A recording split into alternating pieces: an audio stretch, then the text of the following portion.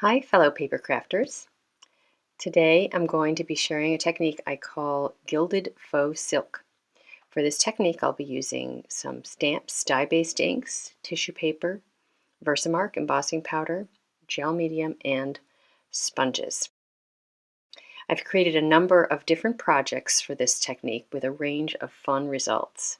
I'll share some of these variations at the end of the video.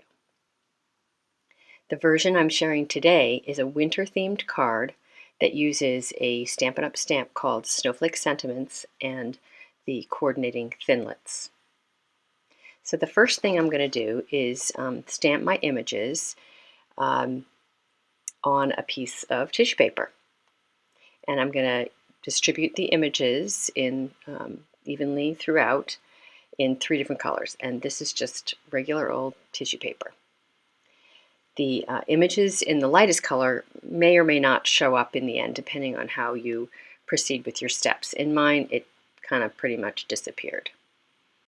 So now I'm coming in with the third image, which is a little tiny snowflake. It's actually a string of 3 snowflakes. So I'm just inking up the image on the end and stamping it here and abouts. And I have it on fast speed, and voila, I am actually done with that part. Cut out a little bit just to speed up the process. And now I'm coming in with that last one speckled image from the Touches of Texture stamp set. Next, I'm going to be using my golden soft gel medium, and I'm essentially using it as an adhesive and spreading it all over the surface of my piece of white cardstock. You can use other adhesives, of course, but I especially like using it as an adhesive here because it covers the whole surface really well and takes the folds of the tissue paper later on in the process. And it also tends to make the ink of the images sort of bleed and blend, which I think is a really cool look. So you can also use gel medium for other things. It can also be a sealant. You can mix it with acrylic paint or just droplets of re-inkers. So it's really a lot of fun. I've dyed glimmer paper using it as well, and have a video on YouTube showing you how to do that. So lots and lots of fun. So here I'm just crumpling my tissue paper and then opening it back up. You can see I'm crunching it to try to make sure I get some nice folds in the tissue paper. And then I'm sort of gently flattening it out without smoothing it out completely. The more you flatten it out, the less folds and creases you're going to get. So I wanted to have it sort of mostly flat so I could still see those snowflakes. So now it's kind of wet, so I'm just kind of gently tapping down the tissue paper onto it so it's sealing all over at every corner and edge. One word of caution, the tissue paper is really pretty delicate at this stage, so just hold it as I am and gently tap it down with your fingers. So the gel medium will take about 30 minutes or so to dry, and you do want to make sure it's completely dry before you move on.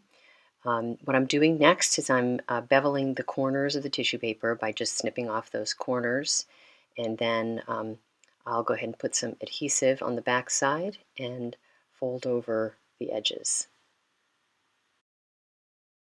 You might also decide you want to just simply trim off the excess tissue paper instead of folding it over. I just like to fold it over so it's a really nice clean edge on all sides.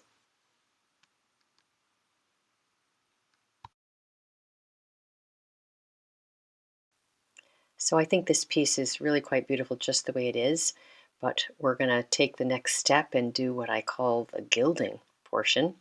So I'm just very gently and lightly running my Versamark ink pad over the surface, and those folds are going to pick up a little bit of the Versamark, and then I like to really run the Versamark around the corners and the edges to sort of frame it. And then in this case, I'm going to be putting my piece into some silver embossing powder. I've done other versions of this where I've used gold, and it's also really beautiful, I think. So after I put the embossing powder on, I like to sort of adjust the look a little bit by rubbing some excess embossing powder off the surface, just to make sure enough of the images and colors in behind show well.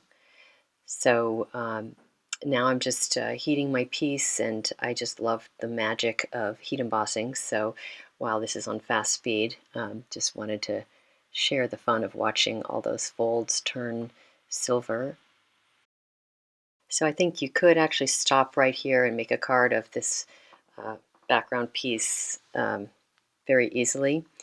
But you can also sponge the way I am. So I'm coming in with some ink colors, and the first color I used was Island Indigo, and this next one I'm using is Night of Navy.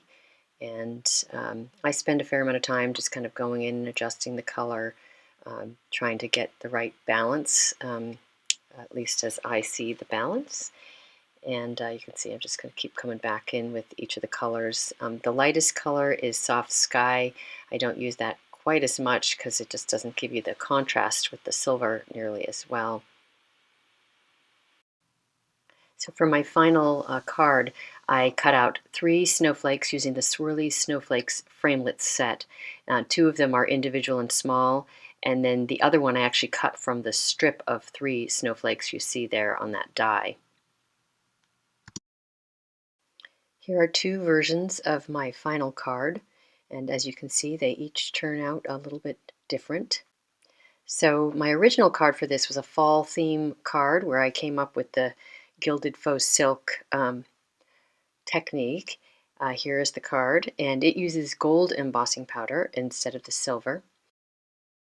For this card, I stamped leaves using the Vintage Leaves stamp set, and then I sponged over that, and then I actually sprayed with some water to blend the colors more. This one uses the Lots of Lavender stamp set, which is a new celebration set, and also gold embossing powder. And on this final one, I actually didn't put Versamark over the creases. I just did it on the edge and embossed with gold embossing powder there.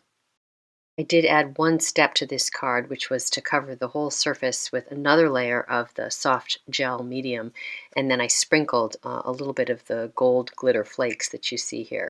So I hope you've enjoyed the technique and this tutorial, and thanks so much for watching.